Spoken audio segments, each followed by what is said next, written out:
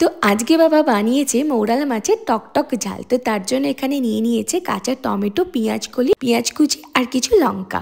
তো আমাদের বাড়িতে না বাবা মা দুজনেই রান্না করতে ভালোবাসে, আর মা তো খুব সুন্দর রান্না করতেও পারে, কিন্তু বাবার রান্না করতে গেলে ধৈর্যটা একটু কম থাকে। তো এখানে দেখো তেলটা মনে হয় গরম হয়নি, তার আগেই মাছগুলো দিয়ে দিয়েছিল। তো মাছটা তোলার সময় একটু জড়িয়ে যাচ্ছিল।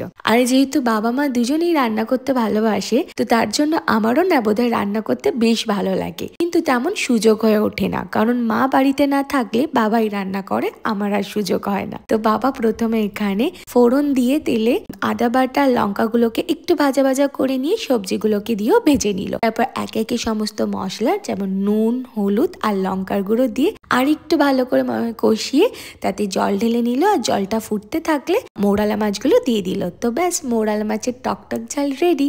তো যারা মৌরালা মাছ খেতে ভালোবাসো তারা এভাবে ট্রাই করতে পারো, ভালো লাগবে।